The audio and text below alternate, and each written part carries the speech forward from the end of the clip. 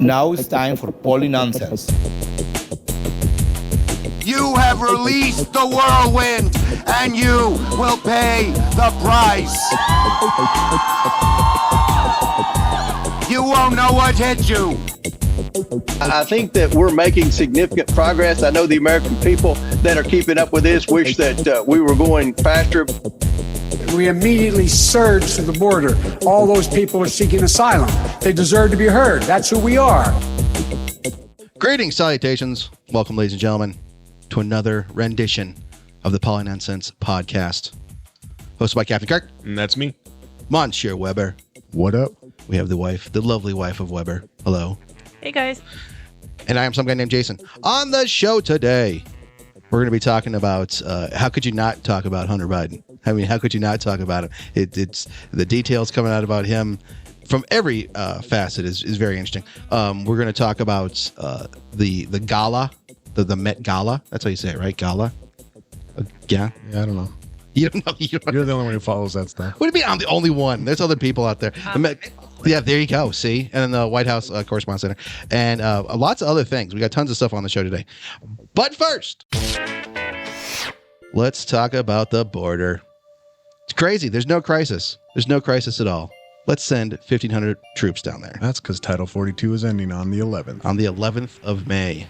It's actually not an immigration policy. It's a health policy. So when COVID hit, the Trump administration evoked it.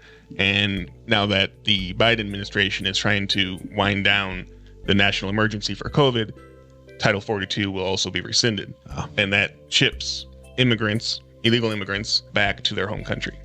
Well, the WHO just announced, Tedros just announced on Wednesday that the whole world is, they're no longer calling it an emergency either. So it's over. It's a big setup for multiple countries and collapsing multiple borders, creating that whole idea of the WEF and the one world government. World Economic Forum.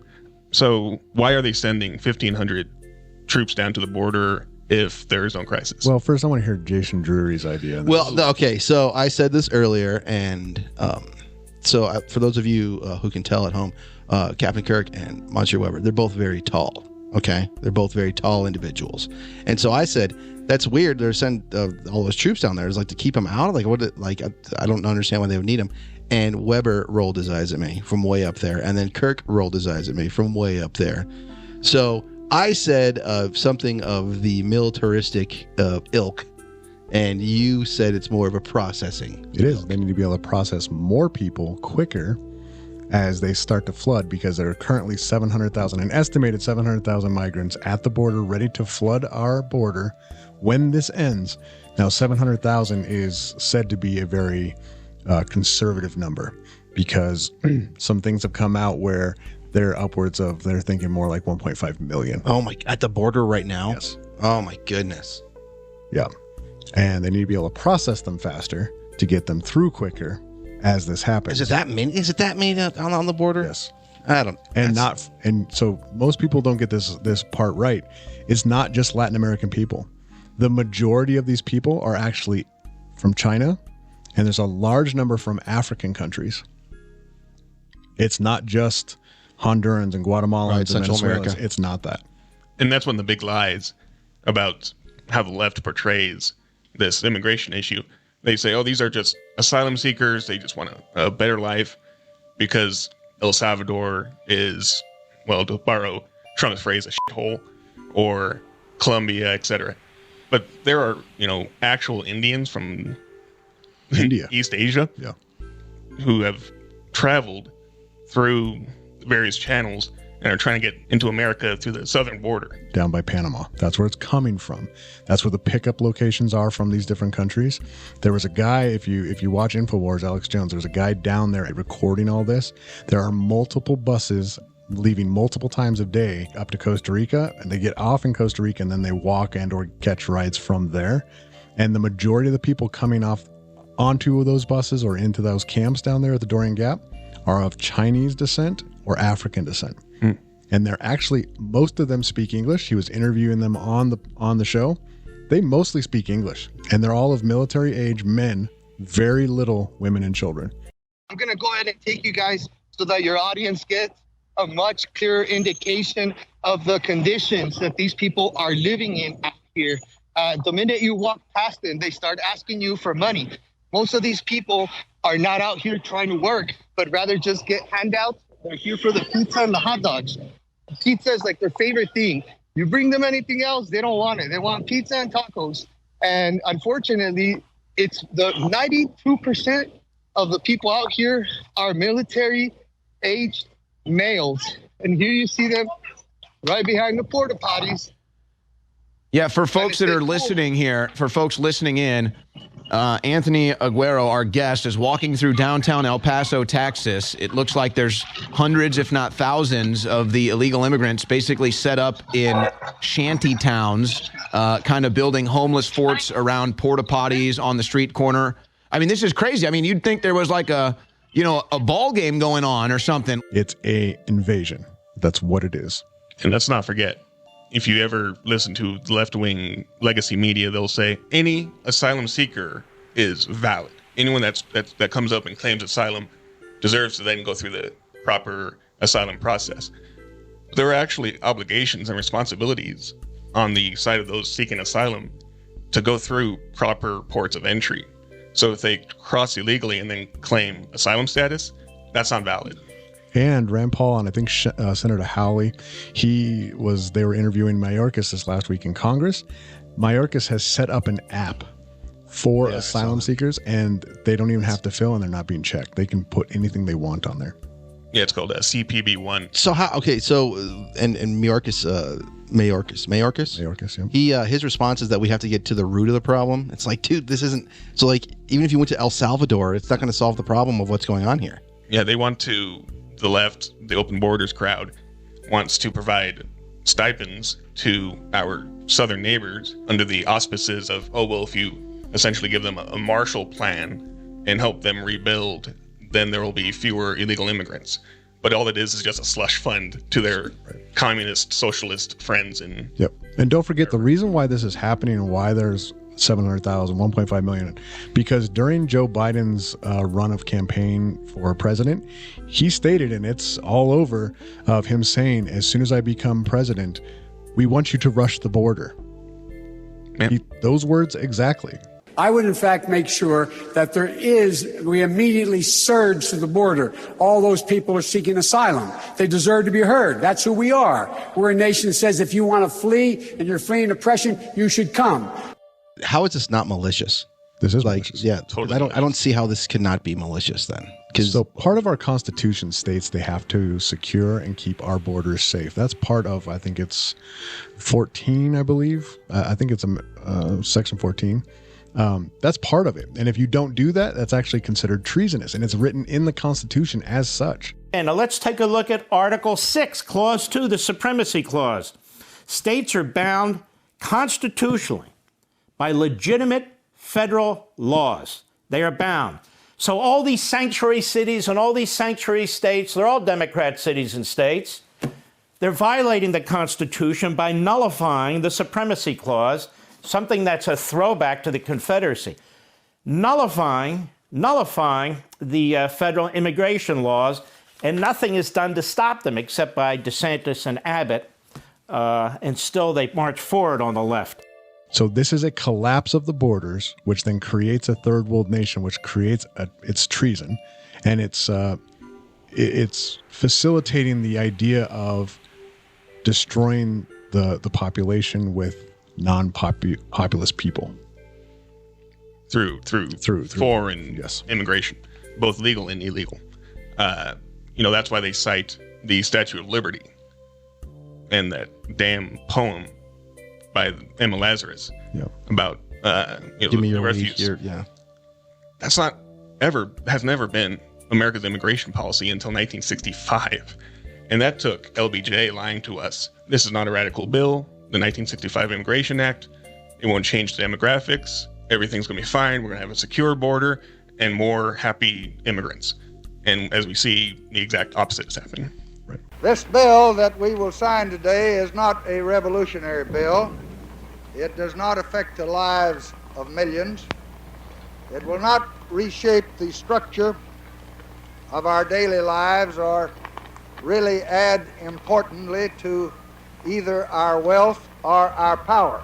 So is there anything that this administration could do? I mean, like, other than going full Trump? Like, or has this gone so far now that there's really nothing they could do? They provide us the unintentional comedy of seeing things like Joe Biden being waved away by somebody in an Easter Bunny costume. So they provide us with that, like, minimal entertainment. But otherwise, you have to really stretch to find anything good from this administration. Yeah. So it also in the Senate, I think the last 2 weeks, they passed a law that if you are a immigrant coming across and you classify yourself as LGBTQA+, it's an automatic citizenship. Automatic. No questions asked, automatic asylum. And all you have to do is claim to be LGBTQA+. I'm sorry, is that citizenship or asylum? Because there is a difference. I guess I don't know that answer. Because if it's citizenship, let me tell you, I'm done with this administration if it's automatic citizenship. So fact check me, because I think it might be fairly close. Just for the sake of my own sanity, I will. Yeah. Because that's crazy. Yeah, no questions asked. They don't have to go through. They don't have to file any paperwork. They don't have to do anything. It's immediate entry. Immediate. Well, yeah. Okay, so hopefully it's not. That's crazy. It's super crazy. Eligibility, LGBT freedom, and asylum network. They may apply for asylum under any or multiple of these reasons. There is legal precedent for LGBT individuals to cite membership of a marginalized, and then it cuts off. This so it's is from asylum. Yeah, it's what it sounds like. Okay. I mean, that's still bad. That's still bad. That's still bad. That's not good. There's a video in China that has come out showing the people how to come across the border, how to get free money, how to start a life, how to get free housing, how to free food. It's an actual commercial in China for it. Apprehensions of Chinese nationals at the U.S.-Mexican border reached more than 6,500 in the 6 months since October 2022. That's according to U.S. Customs and Border Protection data. While just a sliver of the hundreds of thousands of migrants arriving at the southwest border, Chinese people were the fastest growing demographic in those 6 months, CBP data show. Some of them had relied on social media for detailed instructions for the trip, including what shoes to wear and how to find and pay for a reliable local guide. One of the platforms is the short video app Douyin, the Chinese counterpart of TikTok.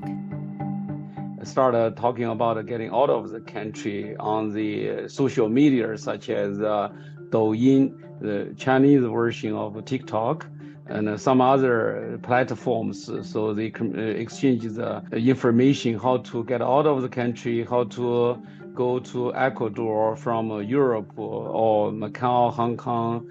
Both TikTok and Douyin are owned by ByteDance.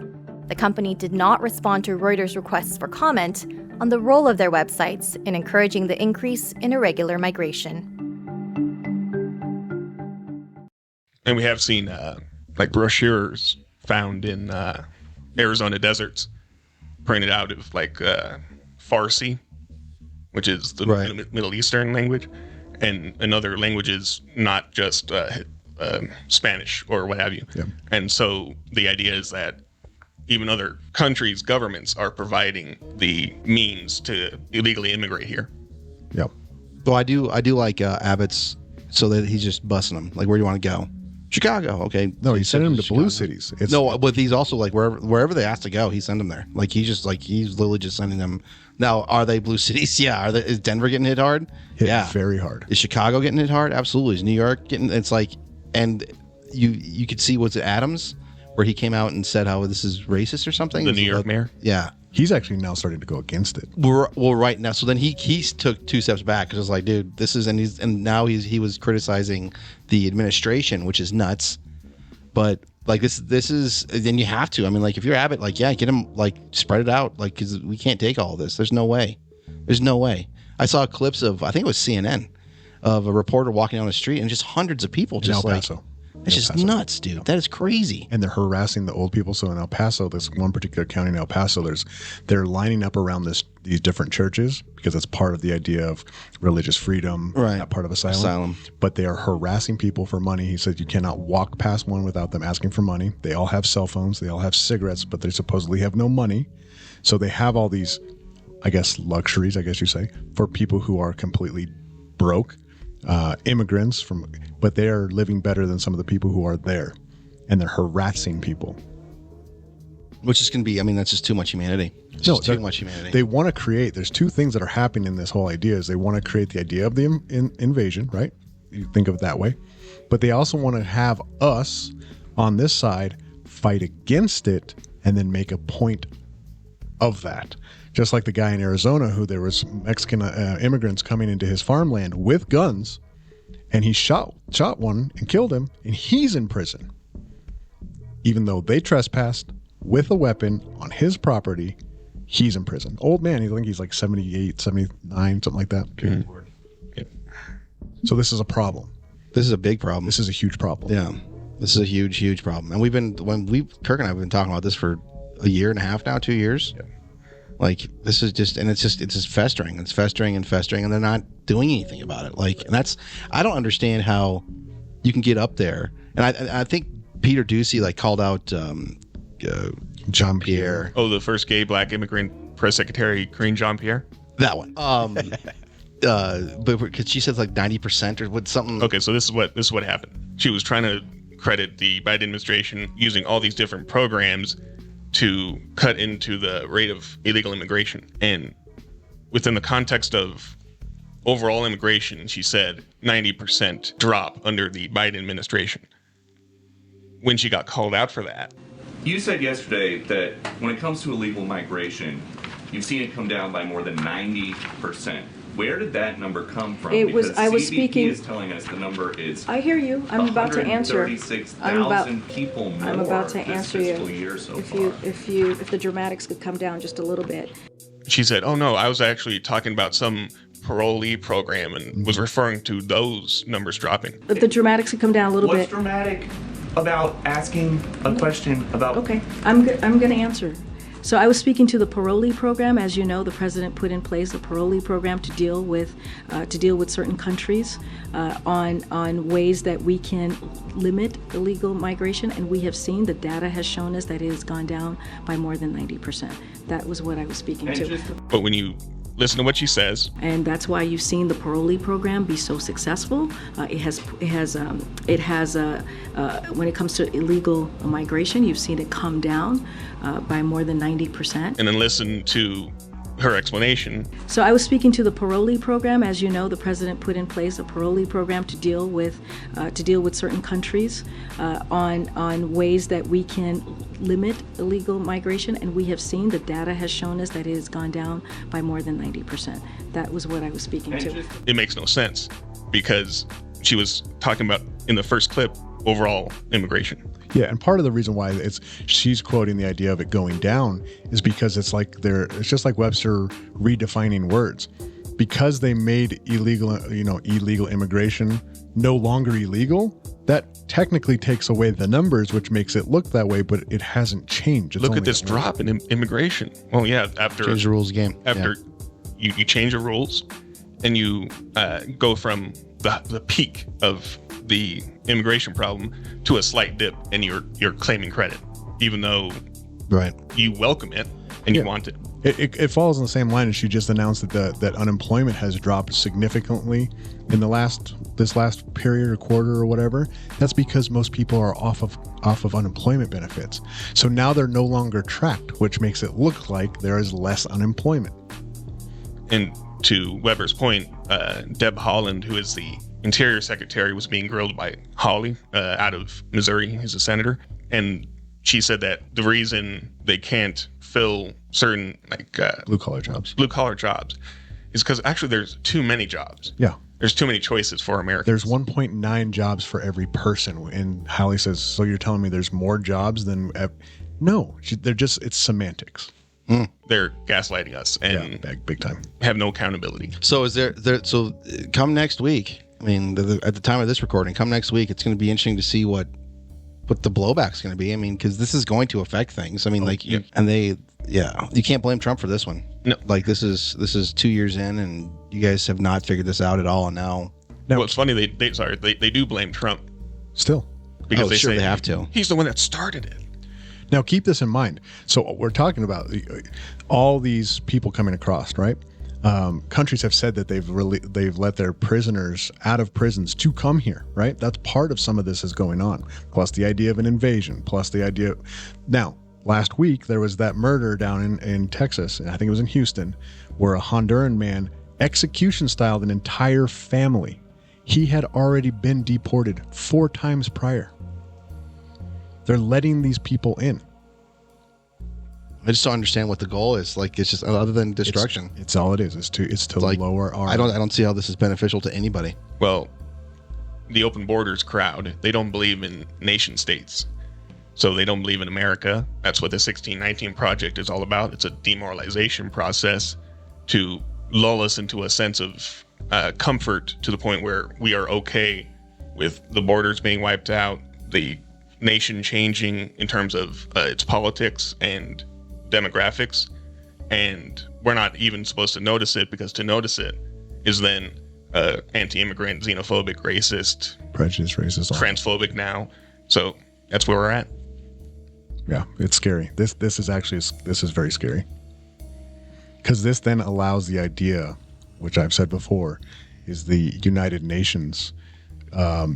If our military is so overwhelmed with being in Ukraine, possibly being in Taiwan, and all this other stuff, then the United Nations with Biden's he so wants to be a part of NATO, all this stuff, is the United Nations military coming in here, and then we have a real problem. The destruction of Paso Comitatus? Yes, right. The prevents the military from acting out in public conditions. Only wartime can they do that. Paso Comitatus is what stops that, and they want to repeal it so that they can bring in UN troops in order to police us. Yep. Good Lord. Now, what I'm going to say is, I didn't say this, but I heard from my grandfather when I was younger. He was in the military. He was a master sergeant in the Army. He says, you ever see a blue hat, a UN blue helmet, you shoot first and ask questions later. Mm. He said, do not hesitate. Goodness. Because the UN and all that just passed a law and approved the idea of children. Slavery, yeah. No. Oh, children married, yeah. Having sex. Yeah. That's nuts. Mm-hmm. 12 years, I think it was 12 years old, are allowed to have sex partners. And that's because they got caught recently. There's some stuff coming out recently on how they were, and have been for decades, molesting children in the countries that they go to. But those countries are so bad off, nobody's believing and or taking heed on all these women being arrested when those UN soldiers are in their country. And I mean, brutally raped and killed. Goodness. So this is what the AP says. I love AP fact checks. A new United Nations report, this is the claim, calls for decriminalizing sexual activity between adults and minors. AP's assessment: false. A report issued in March by blah blah blah called for enforcing minimum age of consent laws in non-discriminatory manner. It did not call for decriminalizing all sexual activity between minors and adults, spokesperson for the UN and the Commission confirmed. So they talked to some spokesperson who then reinterprets what the report that they issued in March was calling for. And then they get fact-checked. And no, that's the fact check. Wow. Yeah, so it's all getting very scary. That's nuts. But I don't. It's going to be interesting to see what the blowback is. It's going to be interesting to see what the response is going to be, and I'm sure somehow, some way, it's still Trump's fault.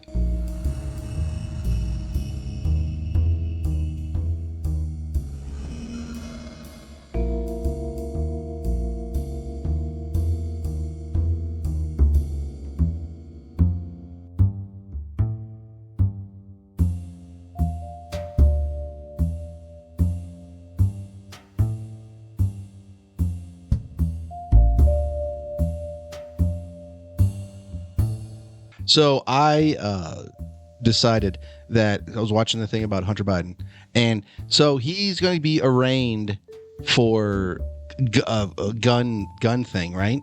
For not having a gun, or for not claiming a gun, lying on his gun application. Gun application, and then something with not taxes, but what was the other thing? Tax evasion. Tax evasion. So I was like, Hunter Biden, he's kind of like that weird cousin who's just like always into something. You know what I mean? Like he's just always he's the one that's got you want whatever drug? I got a guy. Like okay, yeah, you want this or whatever? I'm hooked up. I know everybody. Well, cousin Hunter is trying to disavow his own daughter. Yep. Yeah, Navy. The unknown Biden. Navy. Yep. Yeah. Which is nuts. And I guess the stripper's name is London. London. Yeah. Lauren London. Yeah, Lauren London, and that's her last name's London.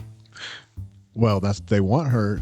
So Lauren London wants Navy Biden or Navy London to have Biden's last name, and he's refusing it.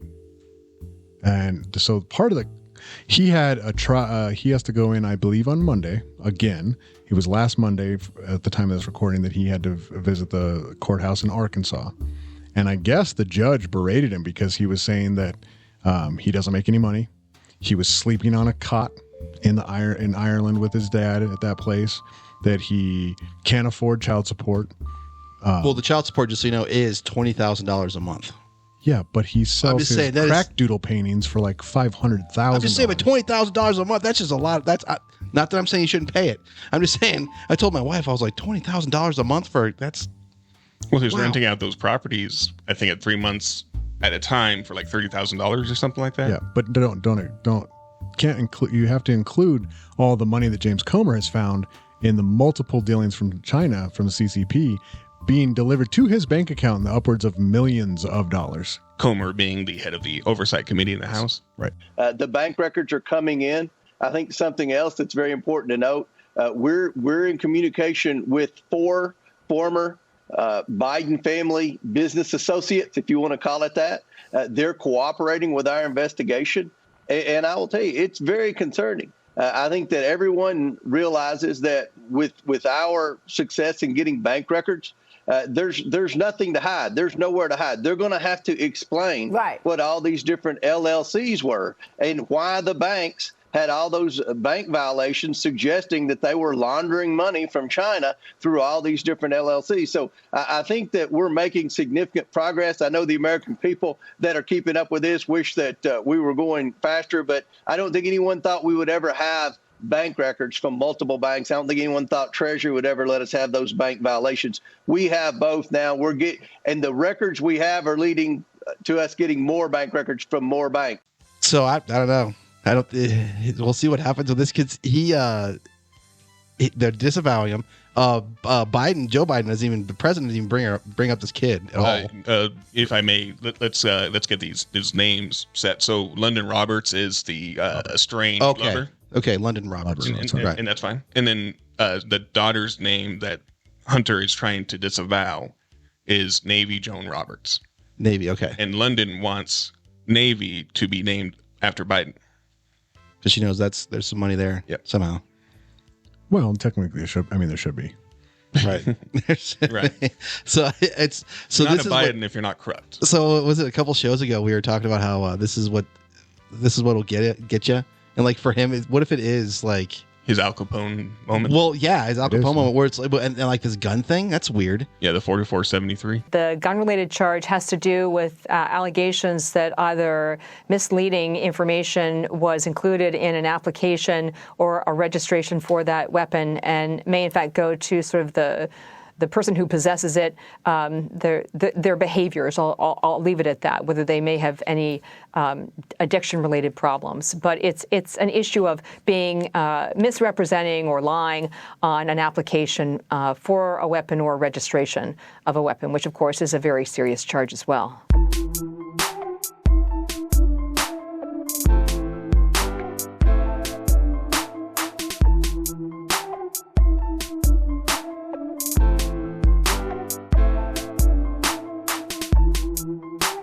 Well, so part of this whole Roberts, the Navy thing, is the judge in Arkansas told him he has to release all of his financials, all of it, which coincides with the idea of, okay, where is the money coming from? China or Ukraine, Burisma? A lot to discover. Yeah, a lot to discover. This is the discovery case almost. So this is going to be the one that cracks the nut, you think? Well, I know you think that Hunter Biden's going to be arrested all the time, but I don't think he's going to be arrested. I do. I think he's the fall guy. Between him and Fauci, I'm telling you, it's a half-half. All right. So then the question is, who is more likely to be arrested, Fauci or Hunter? Hunter would be first. Hunter's the bag man. If you're looking at a mafia family, he's the bag man. He's the one holding the bag. He's going to be the fall guy. And the Bidens would be smart to let him be the fall guy while Joe Biden is still the president, because then he can be pardoned. Excuse me, sir. Hunter is the smartest man Joe knows. Okay. He did say this week on a interview that he has full trust in Hunter, and he's very proud of him. Said it again. Your son, while there's no ties to you, could be charged by your Department of Justice. How will that impact your presidency? First of all, my son's done nothing wrong. I trust him. I have faith in him. And it impacts my presidency by making me feel proud of him. So is that like the damning with faint praise or whatever? Like, you know, you're a great guy, and you're going up around the back and you stab him in the back, and that's how you get him. Yeah. Like, oh yeah, I love Hunter. You think Hunter's willing to be the fall guy? Because Hunter doesn't strike me as who cares about willing? Yeah, it's when the pressure comes on the big guy, Joey B.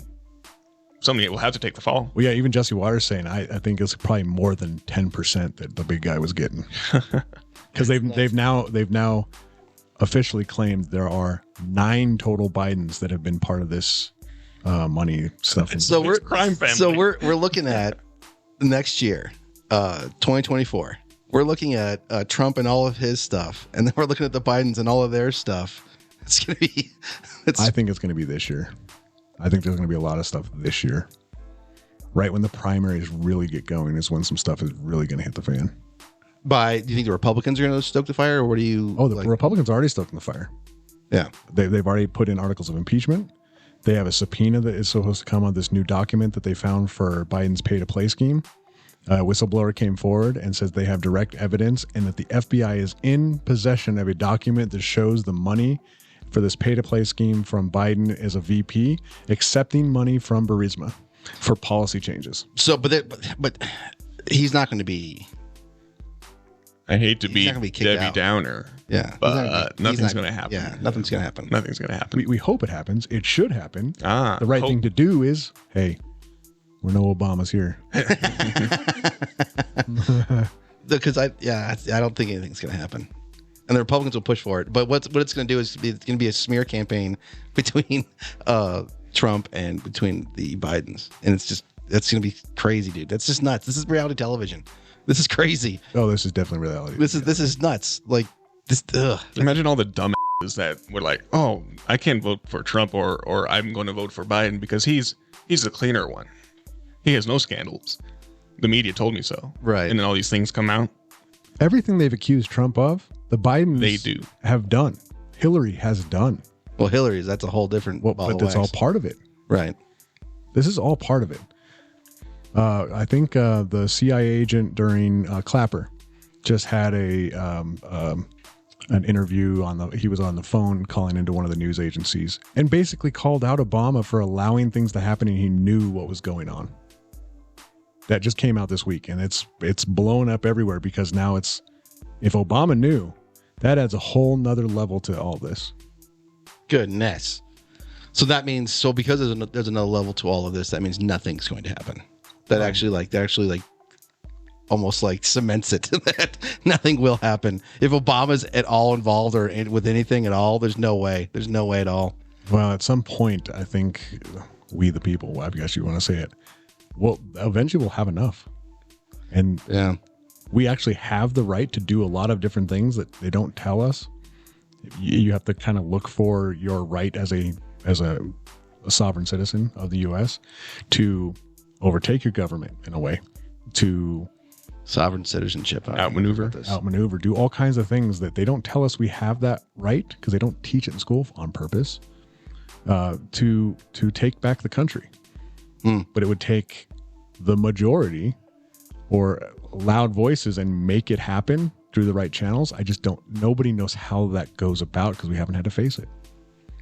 And any attempt to create networks of resistance is always foiled by the FBI, CIA, etc. Right. Goodness. I don't want to get raided. I love the FBI. I think Christopher Wray. Listen, I think you guys did a great job. Listen, you Mayorkas, guys. you're the I've always best. been big fan. I don't want.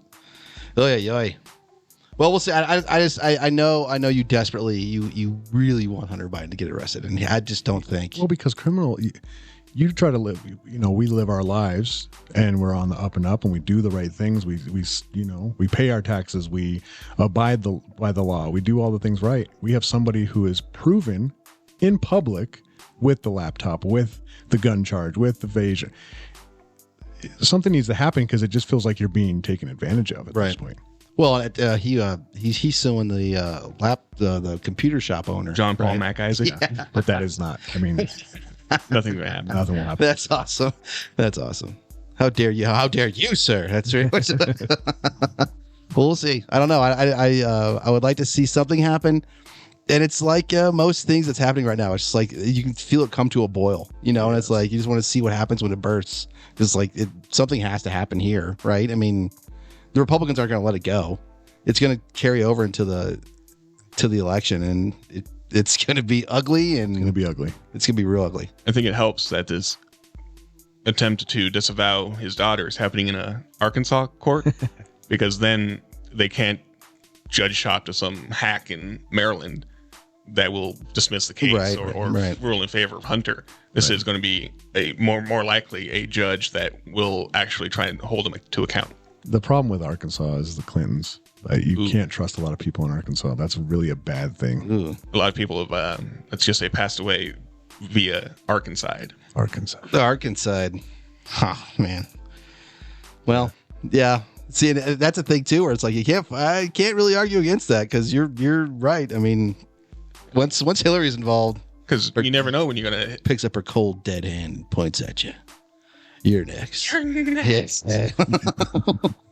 Because we might wake up to an article where, the judge in the Hunter Biden Lyndon Roberts case was found face down in a ditch with 2 bullet holes in the back of his head, and it was ruled a suicide. Right. Now, keep in mind, all this stuff going on with the pay-to-play scheme for Biden, Hunter Biden being possibly indicted and arraigned, and the child custody stuff, right? All that stuff. The morning before all this stuff was released on the news, supposedly Ukrainians tried to assassinate Putin at the Kremlin, at his house, in his residence. They tried to create a false flag to get the narrative to switch enough not to focus on those two things. Oh, that's what you're saying. Really? Yeah, and the Russians have said that the U.S. is behind the attack via Ukraine, right? Interesting. So the greatest thing is Putin is smart enough not to take the bait on this false flag thing, to create the war, just like the Nord Stream 2 pipeline, to change the narrative in the media away from the Biden pay-to-play and the Hunter Biden stuff. It's a perfect setup, and Putin is not biting. But he wasn't smart enough not to invade a country that would put him on the border of however many NATO states he wanted to avoid. Okay. Right. Yeah. No. Right. No, we were talking to Kirk tonight about it. And I was like, I can see like this whole Ukraine thing. I'm like, it's tough to. It's tough to like see his motivations behind it, but I see it and I understand like why I don't understand why he did it, but I can see like what pushed him towards it. Does that make sense? So I made the analogy of Thanos in the Marvel films. His plan makes no sense. It's crazy, whatever. But it doesn't have to make sense to us because it makes sense to him. So it's important to understand why it makes sense to him in order to beat him. Right. And it makes sense to understand why Putin's doing what he's doing in order to stymie him or what have you. Just the one thing when people say that to me, Jason, what you just said is, what would we do if Russia or China put nukes in Mexico? Right. It's the same idea. It's the same idea. We would protect our land. We wouldn't allow that to happen. We also promised Putin since the 60s or whenever we wouldn't NATO, go east. Yeah. that we wouldn't be not 1 inch, that whole bullshit that I think somebody said. And that's not what's been happening. And so from their point of view, it looks like we're encroaching, and we are. But why would he then invade a country that would put him at the border of so many NATO countries, which would then trigger Article 5 retaliation. Right. I think it has to do with the idea of a show that we can no more taking NATO countries. He tried to have I think in 2014 or 15, after that last war area in Ukraine, he tried to create a peace and a peace talk and have that all solved. Let them have Ukraine. Let them be Ukraine. Even help them rebuild and be their own country with Russians' help. And it was because of our CIA didn't allow that to happen. That peace did not allow, that peace treaty or whatever was not allowed to happen. So instead, we got the Minsk Accords. Right. And Ukraine violated that by bombing the Donbass. Yeah. And this is all set up on purpose through the CIA. So you think the United States is behind the drone? I do. Yeah. That's interesting. Guess why? We sent them $200 billion for weapons, including drones. Because from what I saw, it didn't look like it'd actually do much damage. It just looked like it was like almost like it's for show. Like I didn't like, right. And that very well could be. Because I was thinking maybe Putin was behind it, and that way he can escalate as much as he wants. But he didn't. That's the whole point. Yeah. Again, if you go back to the idea of trying to switch the narrative, he didn't take the bait to create a false flag. That's what they wanted him to do. Just like the Nord Stream 2 pipeline. It's such a weird. It's just like, because there's no way I don't see Ukraine. That's got to be ours first and foremost. Or Turkey's, right. Yeah. Or Turkey's. Or Iran. But the Iran's given it. Right? Is it Iran or is it Israel? I don't remember who gave it. It'd be Israel. Because Iran's actually allied with. Yeah, with Russia. I can see Putin pulling something like this. Is what I'm saying. I'm surprised no one's brought up the possibility of it being a just deep fake video. Could be. Yeah. A deep fake video. I haven't seen the drone remnants. No. Yeah, nobody else did either. Wouldn't there be debris spread across the Kremlin? Well, it was on fire. There's a video of the whole top of that roof on fire. There was also a video, if you look close, there's military guys walking up the edge of that dome at the same time. Some people say they were taking out the drone. I mean, who knows? Who knows? That's crazy. That's a lot of speculation. Right. And it's all speculation in this one. So this is, just like the Nord Stream. Just like Nord Stream. That's crazy, dude. But So we have ways to make sure that Nord Stream is no longer in operation. Yeah.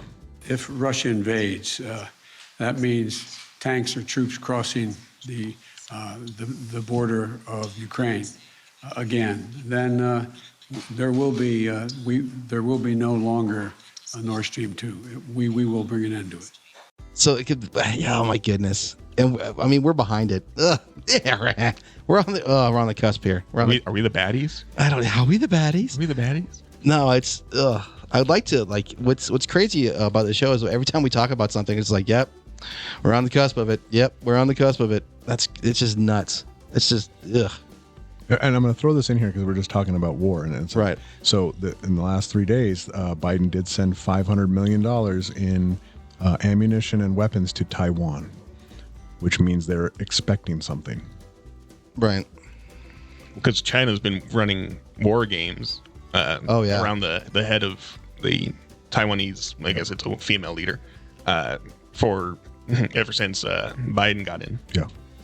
And even more so since McCarthy met with the Taiwanese president in Washington or California. The Speaker of the House, yep. As well as when Nancy Pelosi, the prior speaker, also met. And that kind of really pissed off Beijing. That really pissed off the Chinese. Really? That's so we went from Hunter Biden into World War. Great. Well, because it's all tied up. Yeah. The big pay to play scheme that Biden was involved in, that's talking about when he was a VP and all this stuff that's going on, including Hunter Biden and all his stuff with tax evasion, is there's large amounts of money that came from Burisma with Ukraine, and that has to do with the idea of the biolabs. That has to do with the idea that we are now supporting, and it's now been proven by our own Pentagon has told us that we've been funding nuclear weapon development in Ukraine since 2014, 15, something like that, while Biden was there. There are things happening that are coming out, and even some of our own people, Pentagon, is saying that these things are true. Again, it's only a matter of time conspiracy theories come true, and they're all coming true. So I guess rather than it being crazy that we went from Hunter Biden to, oh, look, we're in World War III, I guess it makes sense. Yeah. The Bidens have helped and Obama and Hillary helped create the situation we were in. Trump was not supposed to win in 2016. All that we're going through now would have happened in 2007.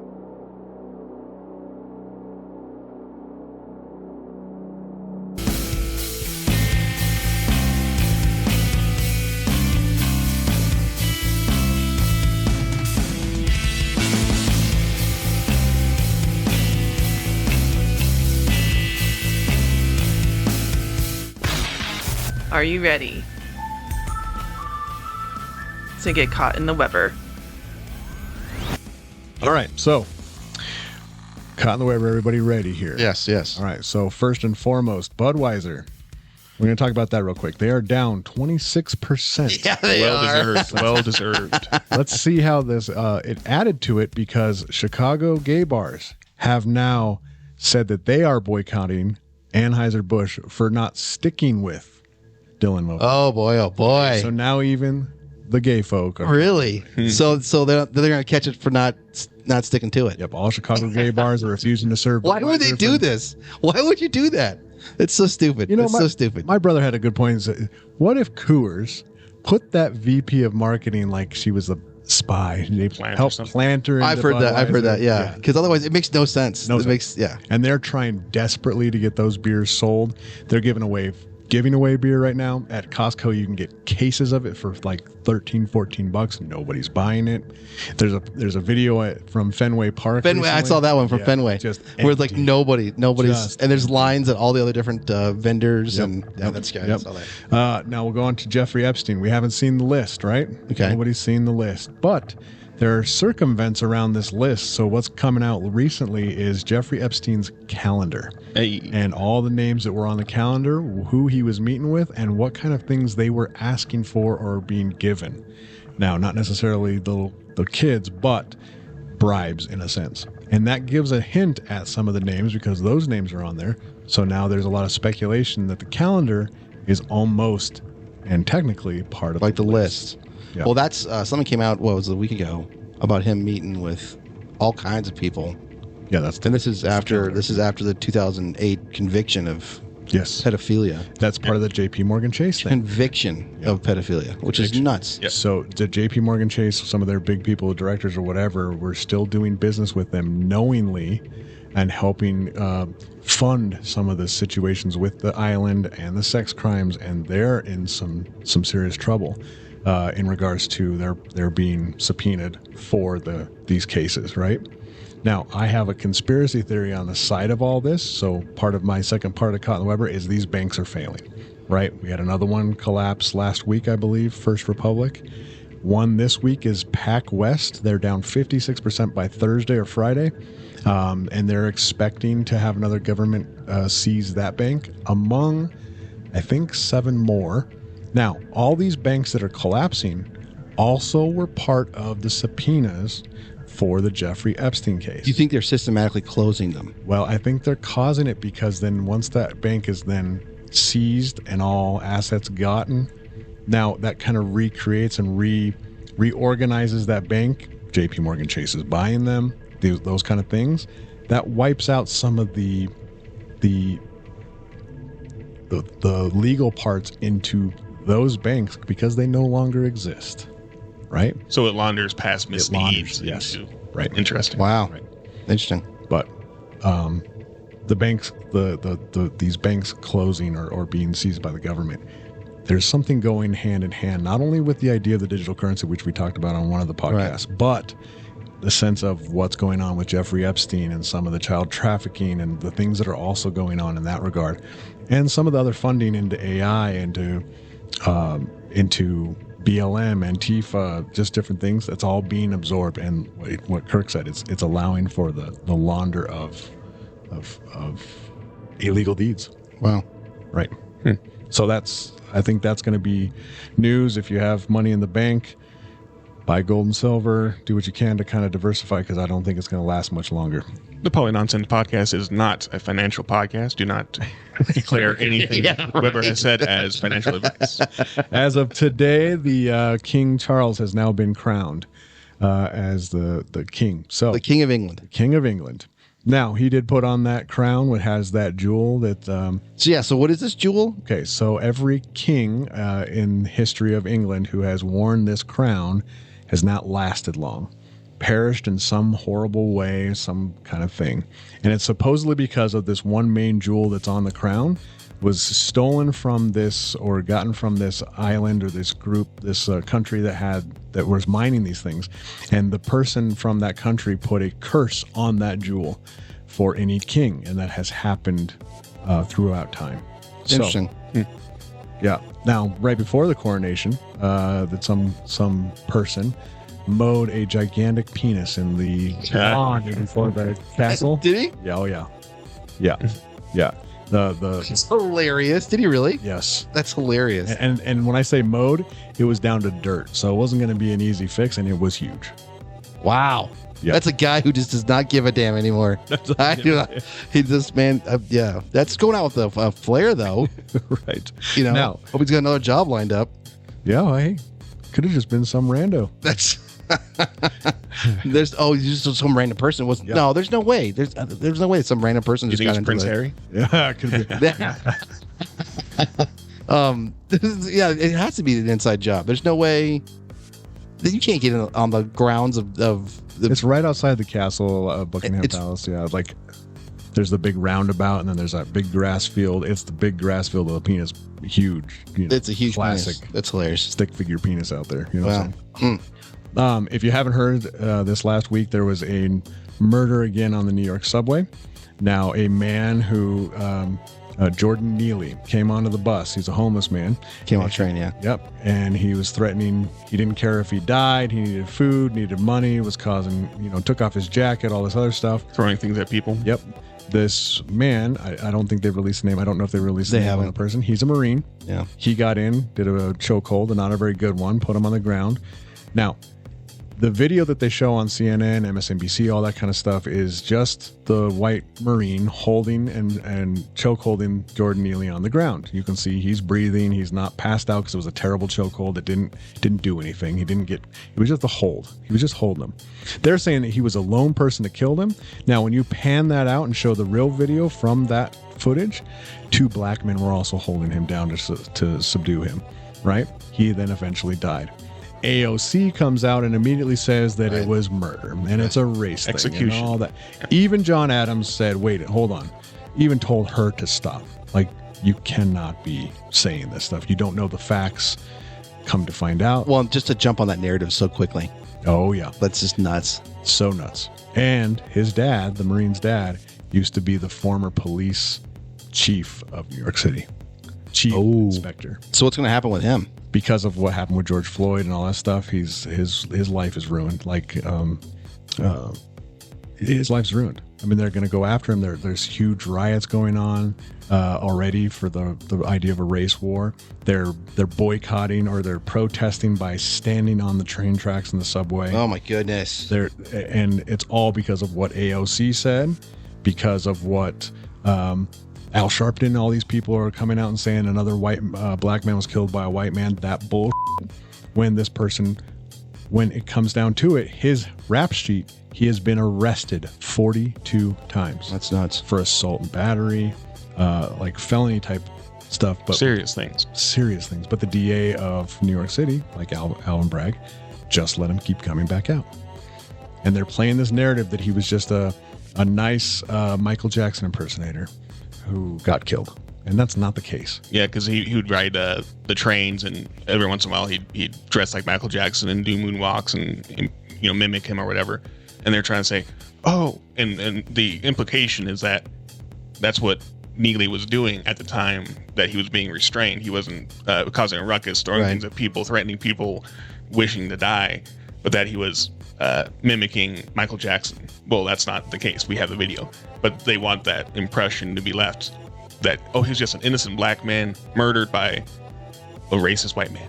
They need another summer of love, and they're trying to create that situation, the narrative of a George Floyd situation right before the primaries, blah, blah, blah. Do Black Lives Matter riots help Democrats under Democrat tenure? Because it didn't help Obama. He lost the Senate in 2014. Right.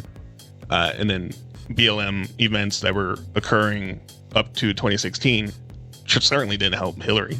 No, but they did help in the situation to prove, the idea that Trump is a racist or that Republicans are all racist, and create this narrative that the conservative party is against all black people, minorities, low class, all that kind of stuff, which helped fuel the idea about our 2020 election and causing that whole problem. It didn't help by any means. Right. And it also kept conservatives hidden. They didn't come out. They were afraid to be outside. And plus the narrative on the mainstream news was all about peaceful riots, racism, all that stuff, and not the facts of Hunter Biden, Joe Biden, Obama, whatever. Interesting. Just changes that narrative, right? On the Hunter Biden thing and the Joe Biden thing, but Title 42. So there was a shooting today in Allen, Texas. So it has been confirmed that 9 people are dead. Some man walked into the outlet malls in Dallas and just laid waste to women, children, all that kind of stuff. So I don't know if they've released the name or the person. They did. He was dead when somebody got there and did kill him. But we'll see how this plays out to find out his race, unfortunately, and how the news plays this. If it's a white man, be prepared to be bombarded this for weeks. If it's not, it'll kind of get swept under the rug and not really talked about. Right. Let's see. The Google executive, there's 2 things with AI recently. Google executive, 31 years old, jumped to his death in New York City. 2 days prior to that, they call him the godfather of AI, resigned from Google, saying that he can no longer actively go forward with AI because it is a threat to humanity. Yeah, and there's a huge. So he's the guy in AI right now. Who jumped off a bridge? An engineer, a Google engineer. He was 31 years old. He didn't drop off a bridge. He jumped out of a building. Yeah, to his death, suicide. Because Elon is hitting this more and more, and a lot of people are hitting this more and more about the AI is getting a little bit too much. It needs to have regulations. Just a little bit. Just a tad. Just a tad. Yeah, it's that's nuts. Yeah, it's not good. Vice is going bankrupt, and guess who's buying him? Soros. Ugh. Soros is buying Vice. Okay. Yep. So, yeah, it's the world's getting a little crazy. I think I talked about it earlier. James Clapper testified that Obama is behind everything in the Mueller report. So he came on a newscast and made a statement in that regard. So that's putting the whole Biden pay to play scheme, Hunter, and now Obama into the mix. Okay. Ukrainian leader Zelensky is meeting with the BlackRock management team. We all know who BlackRock is. They're the largest fund of basically the world. They're like the modern day Rothschilds, if you want to call it that. They own so much and are responsible for so much. Well, Zelensky is meeting with the management team. Oy. I wonder why. Right? They have ended the WHO has ended the coronavirus pandemic around the world. Biden has done the same. Some organizations are refusing to abide by it, but that has come to an end. That rolls into the Title 42. Right. See, the thing is about your conspiracies, they're not that out there. Nope. That's what is this. Less conspiracy theory and more conspiracy. More conspiracy, yeah. On the AI thing, we have ChatGPT. People are doing different tests on it to see how it responds based off of liberal ideas or conservative ideas. There is a group that has come out and has released a chat bot that is called the Gipper in honor of Ronald Reagan, GIPER. So it's going to have more conservative views. So right now, no one's going to listen to it, and it's going to be wiped off the map. Right. Have no platform. I think we're going to go with some of that for right now. Yeah, that's good. I'm caught in the Weber. I don't know about it. I'm caught in the Weber. All right. That's caught in the Weber. Yeah, there you go.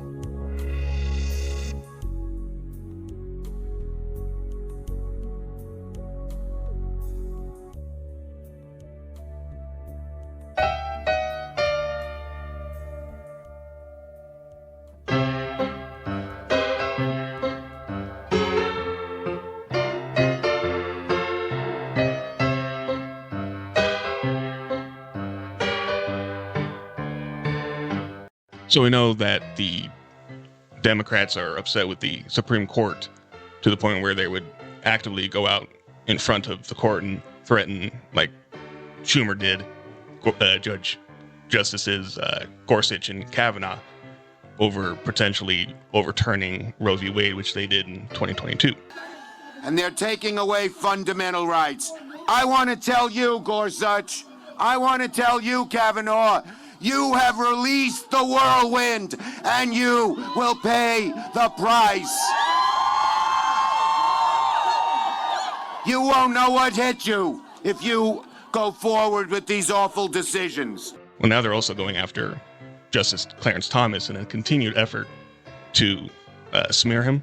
They're now using a ProPublica report on his ties to this Harlan Crow to try and berate him to the point where he resigns under Biden. I'm not sure if you're familiar with this, Weber? Yeah, a little bit, yeah. So one thing that the Democrats do is something called the wrap-up smear. Now, Nancy Pelosi actually talked about this in 2017, and I think it correlates exactly with what they're trying to do with Justice Thomas. You demonize, and then we call it the wrap-up smear. If you want to talk politics, you call it the wrap-up smear. You smear somebody with falsehoods and all the rest, and then you merchandise it. And then you write it, and they'll say, see, it's reported in the press that this, and this. So they have that validation that the press reported the smear, and then it's called the wrap-up smear. Now I'm going to merchandise the press's report on the smear that we made. And it's a tactic, and it's self-evident.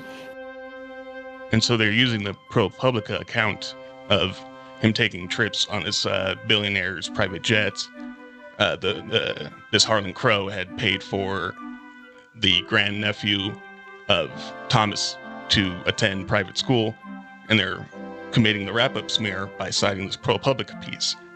Well, wouldn't you know it, ProPublica receives money from George Soros, the Robert Wood Johnson Foundation, something called the Kerfuffle Foundation. I wish I was making that up. The Kerfuffle? The Kerfuffle That sounds like Foundation. something out of Dr. Seuss. It's right, the Kerfuffle Association. I thought I was being pranked. Yeah. But it's a grant-making organization located in Kentucky. Really? McConnell's backyard. Yep.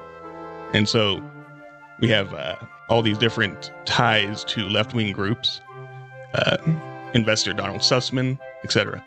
So they're attacking Justice Thomas for having ties to billionaires, using a report from an outlet funded by billionaires in order to attack the lone conservative black justice on the Supreme Court, using the wrap-up smear. Virtually every member of the Democratic caucus, except maybe one or two, are for expanding the number of judges to dilute the conservative majority that exists today. So, Mr. Chairman, from our point of view, this is not going to work. You can write all the articles you want to write. You can take all the shots at the conservative justices you want to take. You can picket before their houses, and it's not going to stop people from doing their job. Which Joe Biden and Clarence Thomas have a history, a deep history. When Justice Thomas was trying to be confirmed, everything was going smoothly until this Anita Hill situation popped up. Anita Hill, former law clerk for Thomas, accused him of all sorts of unethical sexual advances, X, Y, and Z. It was not until Thomas stood up for himself by calling it a high-tech lynching that he was able to get the necessary votes to be confirmed. But the attempt to destroy Thomas reaches back 30, 40 years. Yeah. Right. Now, the Republicans came back because Justice Sotomayor just got a situation where she was paid millions of dollars for a publishing contract. Right. And she's been listening to the cases and overseeing the cases and didn't recuse herself of the cases she's been hearing that has to do with the same people who paid her. Yep. Yikes. An actual problem. And Elena Kagan, Obama's appointee, used to be the dean of Harvard. Harvard is now under a lawsuit over their admissions policies that exclude Asian students. And the case is being brought before Elena Kagan. And she's not recusing herself. Now, that doesn't mean that she should, but there are conflicts of interest that arise that aren't necessarily indicative of unethical behavior. Right, and they're even trying with Clarence Thomas to go because his wife had done or said something, even though it's just, again, smear. It's a wrap-up. Jeannie Thomas is a conservative activist, so she has her fingers in the pie of different causes and such. And one of the things that they are upset about is she was part of the Green Bay sweep, which was the effort to decertify electoral votes on January 6th, 2021. And they're saying that she was part of a coup.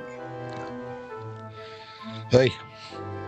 So, but it's so obvious that what they're doing is they're either trying to harangue Thomas to retire when Biden is president. They have a Democrat Senate. They can shoehorn another Ketanji Brown Jackson in there. Yep. Or try and make them kowtow the court to not rule in certain ways. Right. Yep. When it was Trump, oh my God, you're attacking the courts. How dare you? Yep. That's why we need to pack the courts with extra justices that all align with what we want. Yep. Right. But now when they're doing it, haranguing Justice Thomas, we're supposed to just sit back and accept it. Well, he's not. They're not. They're fighting back. Yep. They've stood up and said, "You're not going to intimidate us." Yeah, Justice Thomas is a very brilliant man, and the way he was even getting to be a Supreme Justice, the stuff he had to go through to even become that, the guy's not backing down. Good. He's a tough cookie. Very tough cookie.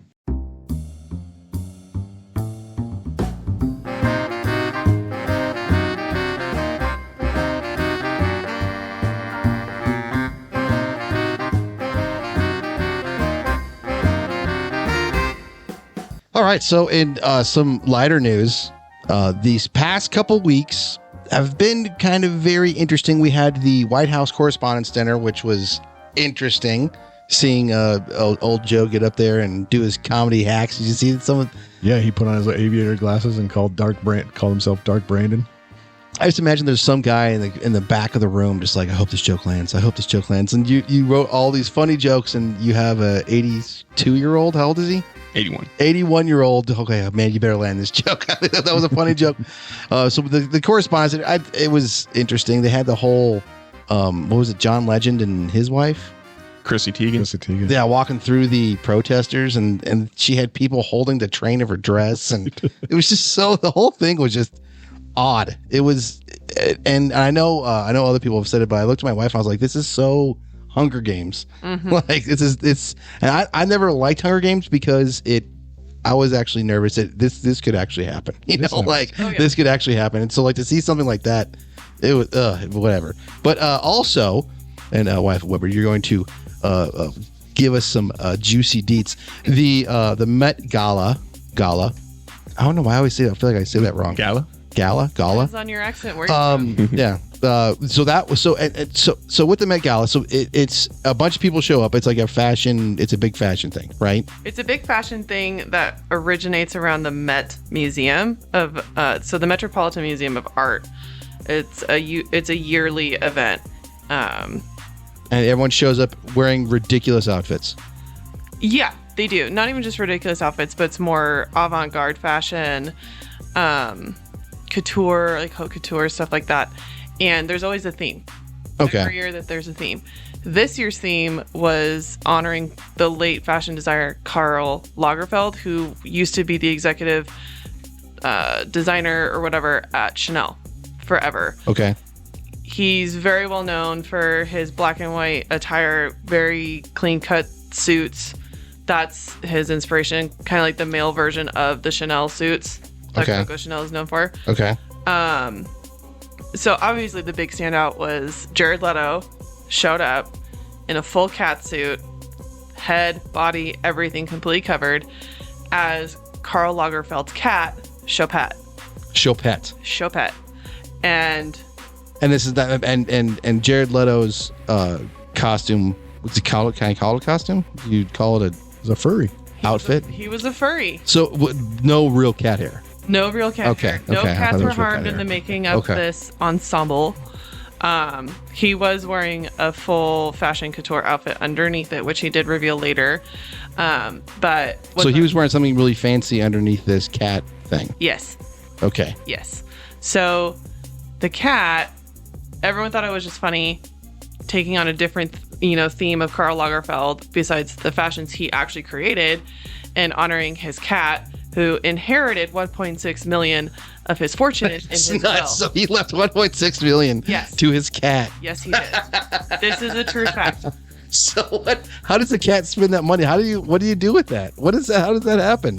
No what does one that gets it mean? until the cat dies. You buy a lot of catnip. Yeah, but say what? But that's okay. I don't know. Crazy rich people do that. No kidding. Their dogs, their parrots. That's nuts. Who knows?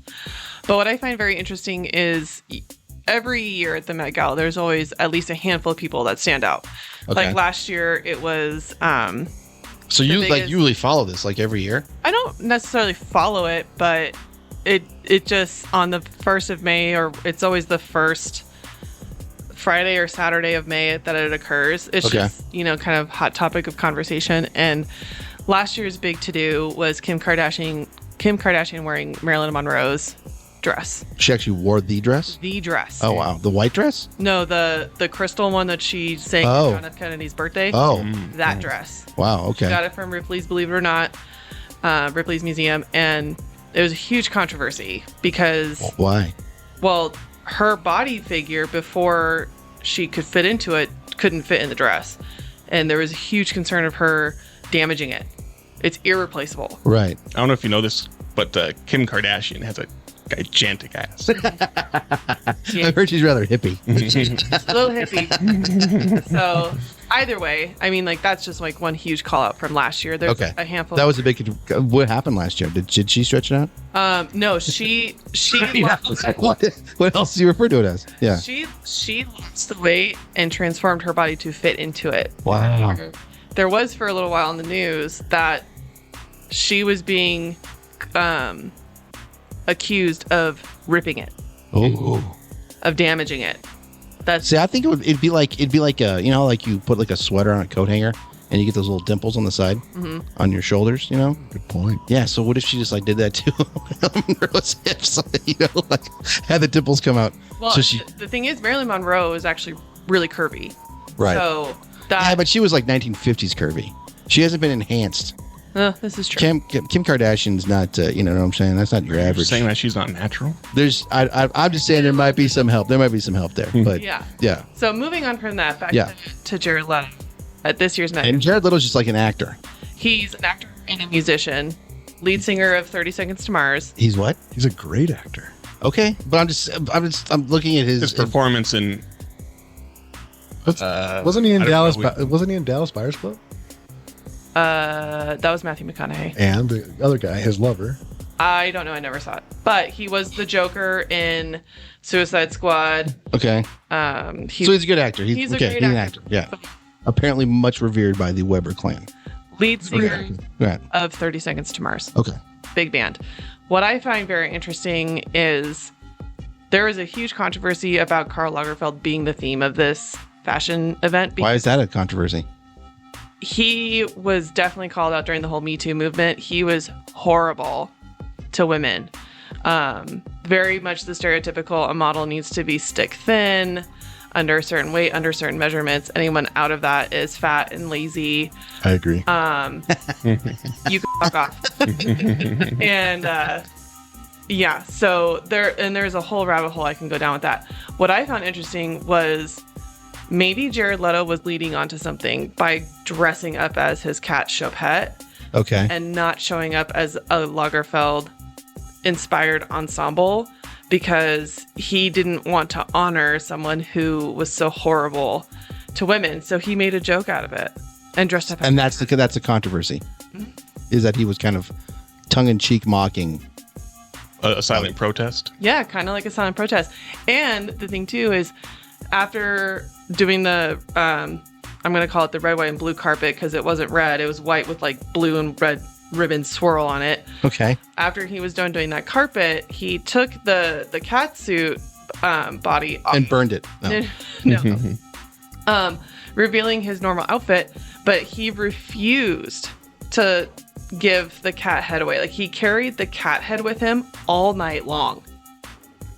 So you're saying he was definitely sending a message. Well, maybe, and that's the thing about it being a not even like a controversy, but also a conspiracy, is Jared Leto. Yes, he is known at the Met for doing pretty crazy things. I'm not sure if it was last year or the year before. He came out in a very bedazzled, exuberant, flamboyant suit, but he was wearing a perfect cast renderance, like wax cast renderance of his head. What? Like as if he was beheaded. What? Yeah. So kind of like what Kathy Griffin did to Trump's head, but he did it to his own head. But so he was walking around with his own head? Yeah. Really? Yep. And that's fashion? I don't understand. There's a lot of things about fashion I don't understand, but Well, and the main part is that, as a guy, you look at fashion, whoever he wants a certain type of female to look a certain way. I don't disagree. I can go to Walmart and look at normal people. You pay for you pay to look at the magazine of the cat stuff. A motif. Yeah. He's an artist. But he was a horrible person. And a cat guy, apparently. He was only a horrible person to the fat people. Lizzo wasn't going to like him. Hey, right? he wouldn't have liked Lizzo. So this is one quote that he said, this is before his death. When discussing the representation of body sizes in the media, NBC News reported Lagerfeld said, "You've got fat mothers with their bags of chips sitting in front of the television and saying that thin models are ugly. The world of beautiful clothing is about dreams and illusions." Wow. Yeah. Okay. So very passive aggressive. So with this whole Me Too thing, okay, so then why are they honoring him? Like, that's to me, that's the elitism of the fashion industry. Because when Lagerfeld was alive, and also, just Chanel in general, for the longest time up until basically the start of the Me Too movement, everyone knew that female models especially were anorexic lookalikes. Some are just naturally that skinny. That's just part of their body and their metabolism. They can't help it, which I understand that. And then there's the other side of someone wanting to be a model so desperately bad that they would do anything to fit that stereotype. And it was just a known stigma in the fashion world. But until the Me Too movement happened, that just opened the whole gate of wokeness. And now you have these people who legitimately are unbelievably unhealthy. Right. Like when your BMI for your age, your height, if your weight is skyrocketing above that, that's not healthy. Right. So why glorify that? Yeah, why glorify it? I understand body positivity, and I'm all about it. But let's also be realistic here.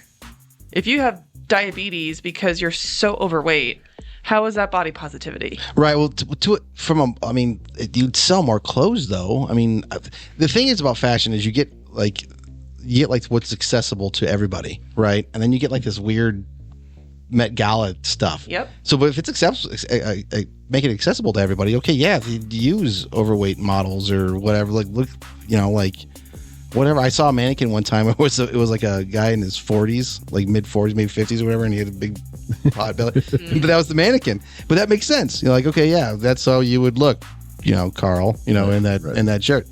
But like when you get up to like this higher echelon thing, and that's where it's a whole different ball of wax. If you look just a few years back to the Met Gala, and then all the Met Galas prior to that, you never saw an overweight person, male or female.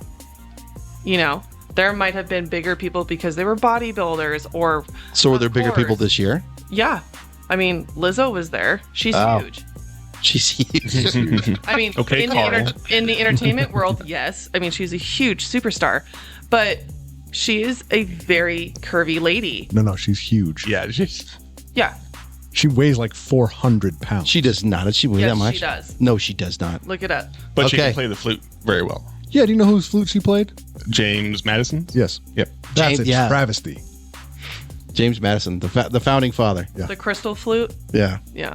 Well, but then what I appreciated this time too was seeing there's a couple people there that were pregnant, which I thought was awesome. Okay. Rihanna, baby number 2. Well, Rihanna did that with this halftime show, right? That was her announcement. Wow. And then, so everyone knew she was pregnant when she was at the Met. And then Serena Williams took the Met to be her pregnancy announcement. No one knew she was pregnant, like in the media world, until she showed up. Wow, Serena Williams is pregnant. So everyone's dying to know. Lizzo is 5'10", is estimated to weigh. Don't have to believe this. This is just what's coming up. Between 200 and 250 That's a pounds. load. Let me clarify right now. And I am In not one ass cheek. saying this to everyone in the world. I'm 6'1", Right. and I weigh 180 pounds. So if she's 5'10" and weighs 200, how the hell does that equate? That doesn't make any sense. Exactly. Let's be careful here because, as we know, PK Subban, who used to be in the NHL, now he's a commentator. He's facing criticism after making a Lizzo. Oh, yeah, he made a Lizzo joke. Yep, made a Lizzo joke. So I think we need to cut off this conversation. Yep. Yeah, we get this whole thing is My redacted. apologies. We're just seeking the truth. Weber's the one that said her one butt cheek weighs 250 pounds. Huge. Anyway, so she was there. So they are now incorporating more weight. And there's more People. openly, I don't even want to just say gay because it's not all inclusive, but there are more people who are open in their LGBTQ plus status. That was not a thing. Because it was just straight fashion. Or yeah, it was just straight fashion. But now you have like Lil Nas X, the rapper. Oh yeah, didn't he showed up in a thong or something? Didn't he? He showed up in a thong, completely bedazzled with crystals and silver paint from head to toe, with a mask, going off of Doja Cat, who did some fashion thing. I think it was in Europe, where she wore a red gown and her entire skin was bedazzled in red Swarovski crystals, like her bald head and everything. Wow. Yeah. So her bald head and everything. Yeah. Okay. That wouldn't have happened. You wouldn't have seen that at the Met 10 years ago, maybe starting 5 years ago, but 10 years ago, no. And so that did that give you a Hunger Games kind of a feel to it? Some people, the odds are not in their favor. Others, sure. I'm just saying, like, because watching that, it's just like it's such a detachment from like what is actually going on. It's a weird way to display your made up world. You know what I mean? Like, it's just a very weird. It's just a showcase of elitism, just like with the King Charles and coronation.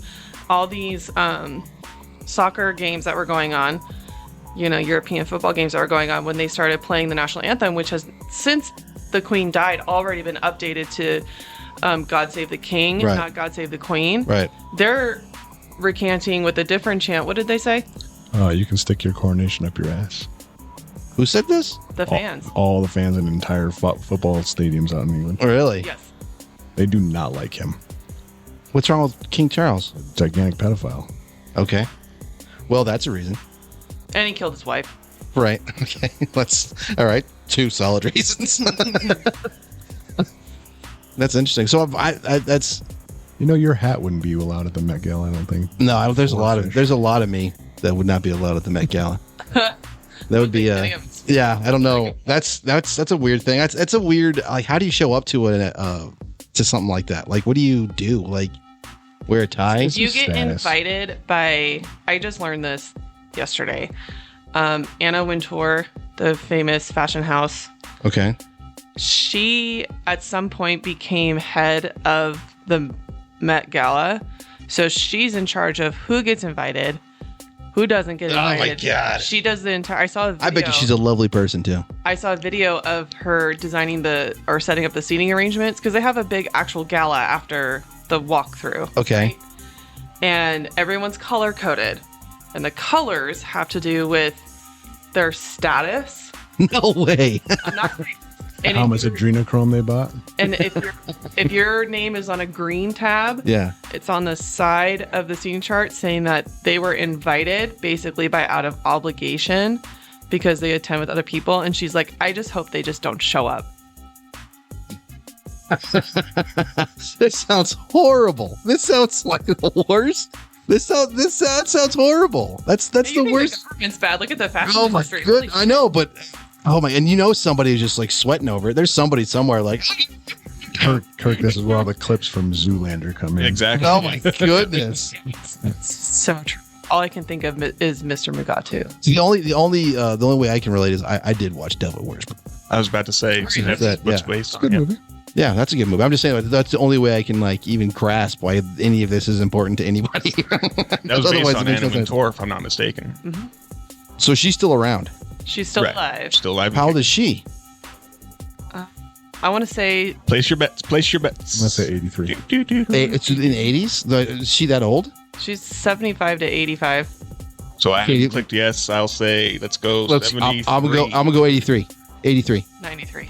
93? You showed up to 93? Yeah. Well, okay. She could be drinking baby blood for all I know. I don't know. Oh my goodness. November 3rd, 1949. Actually, 73. 73. In London. And she's the one that organizes everything. She's Anna the Couture, what's Klaus her name? Schwab of Anna the Wintour. Wintour. She's the Klaus Schwab of the fashion world, I'd imagine. She is Klaus Schwab. so, but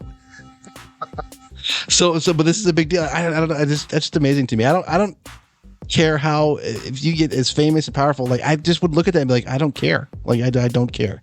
Mm-hmm. Like, but there's people who just like, they desperately need Anna Lotor. What's her name? Wintour. All status, buddy. This just gets crazy. And the general public, from just my opinion, I feel because the Met Gala has always been known for very outrageous fashion statements. I almost want to say like a Halloween costume contest. You just want See the outrageousness, you know? So it's almost like a parody of itself. Yeah. It's an off-season costume party. Mm-hmm. That's so weird. It is very weird. And it's just like everything that we see in the media about the Met Gala is just the media photo op walkthrough of the celebrities going up the stairs into the museum where the gala is actually held. What happens in the gala? I'd imagine some baby sacrifice, maybe. Yeah. Spirit cooking. Whoa.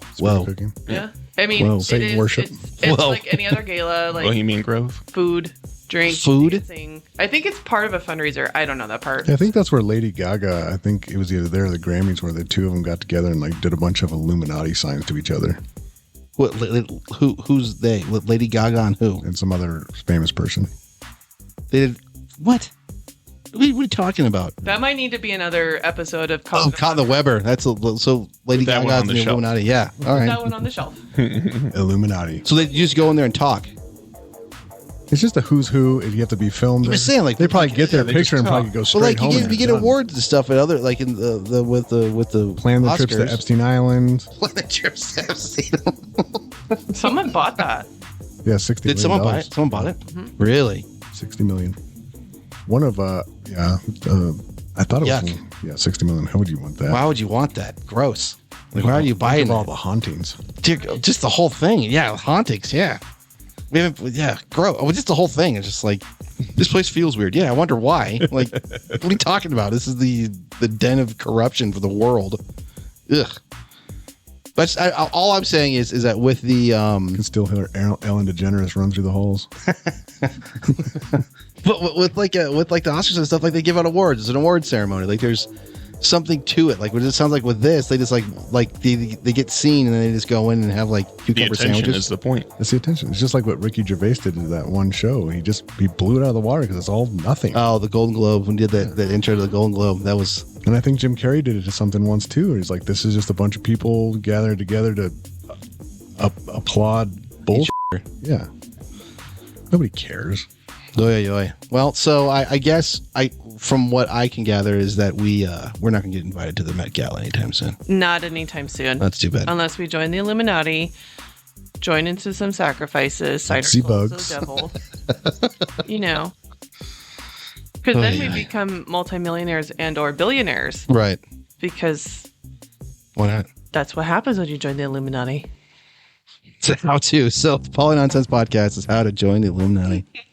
Ladies and gentlemen, thank you so much for listening to another edition of Poly Nonsense Podcast. You can check us out on Subscribestar. We're getting things going on that, where we're going to set up a different like Patreon, not Patreon. That's a competitor, but like a leveled thing. Subscribe to us, and it's going to be awesome. We're also going to set up something on Rumble soon. But find us on YouTube and Poly Nonsense Podcast. On YouTube. Thank you so much for listening on behalf of Captain Kirk, Monseiur Weber, wife of Monseiur Weber. Thank you all for being here. Thank you guys for listening, and we will catch you next time. Bye.